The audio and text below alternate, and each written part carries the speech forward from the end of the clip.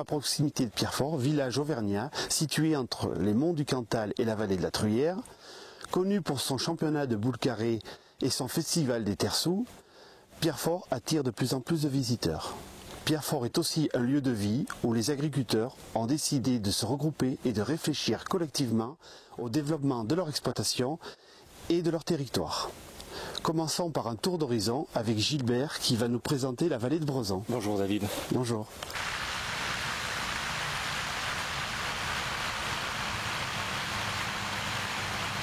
Le pays de Pierrefort est une région de montagne qui s'étend de la Truyère au plomb du Cantal. De 600 mètres à 1800 mètres d'altitude, tous les plaisirs de l'eau, de l'air et de la nature s'y retrouvent. Les paysages que vous voyez sont marqués de l'empreinte de l'agriculture. À perte de vue, s'étendent des pâtures verdoyantes. C'est un pays vert, dont l'unique vocation est de produire du lait pour le fromage et de l'élevage pour la viande. Dans les zones d'estive, les bovins séjournent de mai à octobre. Autrefois, les montagnes étaient habitées. Des burons permettaient la fabrication du Cantal pendant l'été. Aujourd'hui, ces burons ont été restaurés par leurs propriétaires et par des passionnés de vieilles pierres. Certaines choses ne nous appartiennent jamais, nous n'en sommes que les dépositaires. La vallée de Brezon est une magnifique vallée glaciaire creusée vers le sud. Elle est idéale pour la pratique de sports nature, tels que la randonnée et le parapente. Elle possède de multiples cascades et le ski s'y pratique l'hiver sur le plateau. Cette vallée est parsemée d'exploitations agricoles, chacune possédait auparavant un bureau en zone d'estive. Mon activité de vétérinaire est concentrée sur ce territoire. Ma vie et mon métier m'ont permis d'apprécier ces habitants attachés à leurs terres et à leurs racines.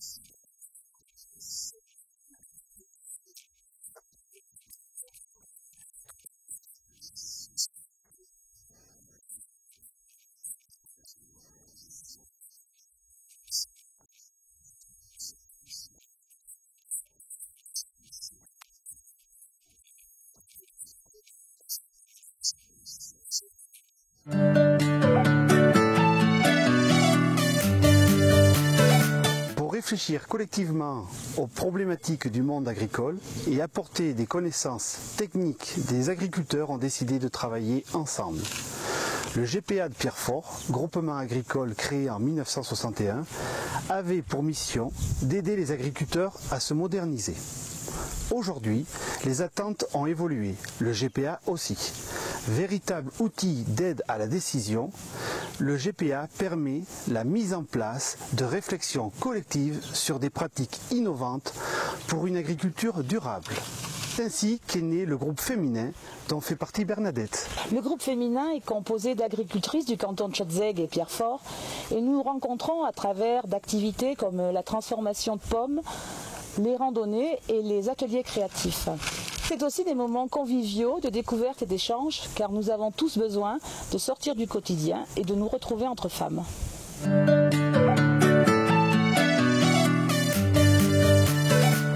Donc la coopérative, elle, c'est une coopérative qui vient, après fusion de plusieurs petites coopératives de la Planaise, vient de faire un investissement assez important sur le secteur de Pierrefort pour transformer 10 millions de litres de lait en plusieurs qualités, bien sûr en AOP, et notre peut-être point fort, c'est le lait cru. Voilà, on fait beaucoup de transformations au lait cru. En Cantal, en tome de montagne et en nouveau fromage style petit Pierrefortais. Voilà, et ceci dans toutes les gammes. Dans les gammes bio, haut herbage, AOP et standard. Voilà. Notre démarche historique de la coopérative, c'est le haut herbage. Donc c'est à l'époque où les AOP avaient un cahier des charges pas trop strict à notre goût. Et pour se démarquer un petit peu de l'ensemble de la filière, on avait mis au point un cahier des charges qui porte plutôt sur l'alimentation des animaux.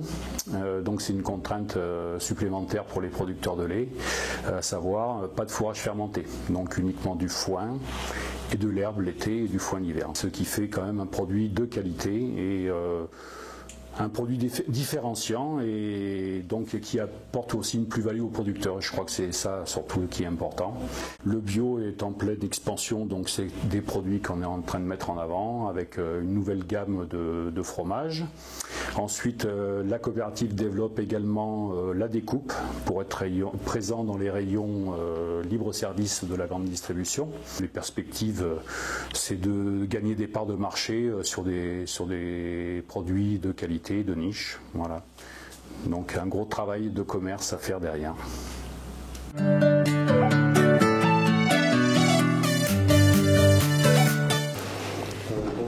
Philippe Rodier, éleveur, ici dans la boucherie de Jean-Pierre Usalis. Bonjour Philippe, ça va? Oui, alors, ces bêtes des terçous? Ah ben les bêtes des terçous, c'était vraiment de bonnes génisses que je t'avais achetées. Et c'est vrai que pour les terçous, nos agriculteurs du coin montrent leur savoir-faire au niveau de l'Aubrac. Parce que cette année, on avait une présentation de bêtes exceptionnelle. C'est quand même des bêtes qu'on sélectionne dès la naissance. On sait qu'elles pourront aller au terçou. On les garde 3 ans et demi, 4 ans. Quand on avait des bêtes localement, bon, il y a beaucoup moins de stress. On a un abattoir sur place, on a notre laboratoire sur place. On arrive à faire mûrir la viande 3 semaines, voire un mois. Donc quand on a des produits haut de gamme au départ, on sait les finir, quoi.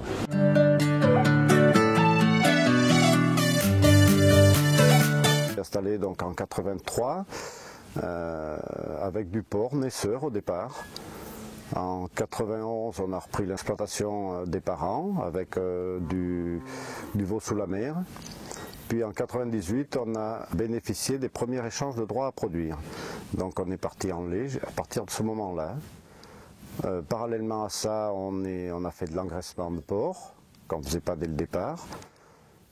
Et puis il y a une dizaine d'années, on a supprimé la partie naissage qui demandait beaucoup de travail pour faire que de l'engraissement. Alors les porcs sont achetés à la coopérative Sirio au Pont du Gaz, à 25 kg environ, et ils sont amenés jusqu'à environ 120-130 kg, où ils sont vendus exclusivement aux viandes des Monts du Cantal à Pierrefort, en qualité bleu blanc cœur. Les viandes des Monts du Cantal nous prennent environ 600 porcs par an. Le lait, par contre, est livré à la fromagerie Condutier, à Pierrefort. Voilà, on trouve ces porcs donc un peu dans les boucheries aux alentours, jusqu'à Clermont et peut-être même au-delà.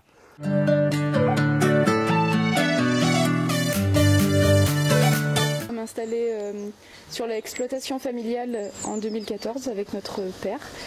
Nous avons une exploitation de vaches laitières. Avant, moi, j'étais professeure de français. J'ai fait des études pour ça, et puis j'ai arrêté parce que l'exploitation était prête à reprendre. Il y avait un bâtiment tout neuf, c'était facile de traire. Et nous avons du coup développé un projet ensemble d'agrotourisme. Donc moi c'est Martin, j'ai travaillé à Paris pendant 3 ans, garçon de café puis responsable d'un café.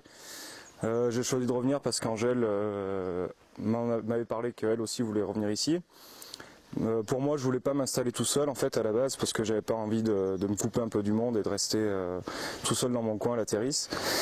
Et puis quand Angèle m'a parlé de revenir ici, je me suis dit déjà qu'à deux ça serait plus facile. Et puis avec notre projet de tourisme, c'est un moyen de faire venir du monde sur l'exploitation grâce aux gîtes, chambres d'hôtes et tables d'hôtes. Puis aussi aux visites de ferme qu'on effectue à chaque vacances scolaires. Le projet vraiment c'était de à la fois faire vivre le patrimoine familial, donc en restaurant tout ce qu'on avait, et ensuite de faire venir du monde sur le territoire. Parce que nous on est convaincus qu'on a un super territoire avec énormément de qualité, que ce soit au niveau du patrimoine culturel, mais aussi de ce qu'on produit en agriculture, quoi, hein, que ce soit le fromage ou la viande. Et on s'est dit, ben oui, pour faire vivre ça, il faut faire connaître, et pour faire connaître, il faut faire venir du monde.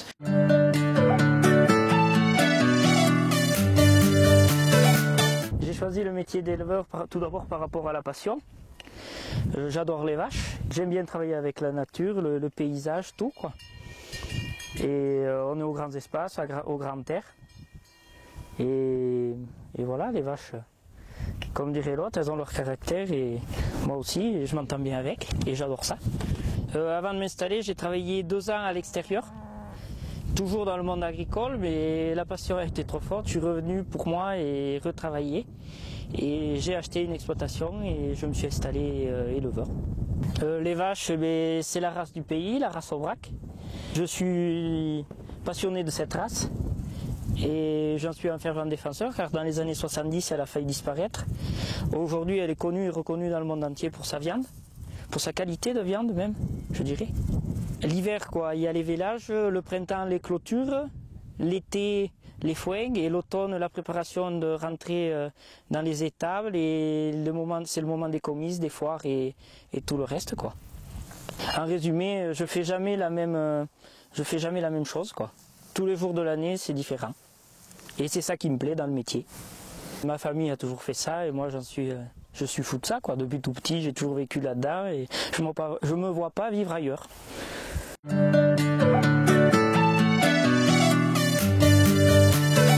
J'ai une exploitation laitière à Montbéliard, dont je livre le lait à la coopérative de Pierrefort, la coopérative de la Planaise. Je me suis installé il y a 1 an, donc en janvier 2016. Donc juste avant ça, j'étais dans le milieu du spectacle.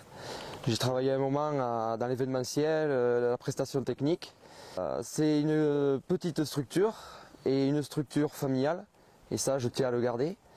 Il y a une vingtaine d'hectares, une vingtaine de vaches et 10 génisses. À terme, prendre des connaissances, prendre un peu d'expérience, essayer d'évoluer aussi avec le monde d'aujourd'hui et puis peut-être si possible augmenter un peu le cheptel. Il me manque donc quelques bêtes, il en faudrait peut-être arriver à 25 et pour être vraiment autonome en fourrage, une dizaine d'hectares. Si j'ai pu m'installer sur la petite structure familiale, c'est aussi grâce à la démarche au terbage qu'a mis en place la coopérative de Pierrefort pour une meilleure valorisation de mon lait.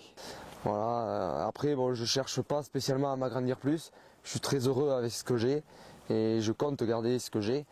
Et puis les bêtes, c'est pas un numéro, elles ont tout un prénom. Elles font partie de la famille, ça reste une exploitation familiale.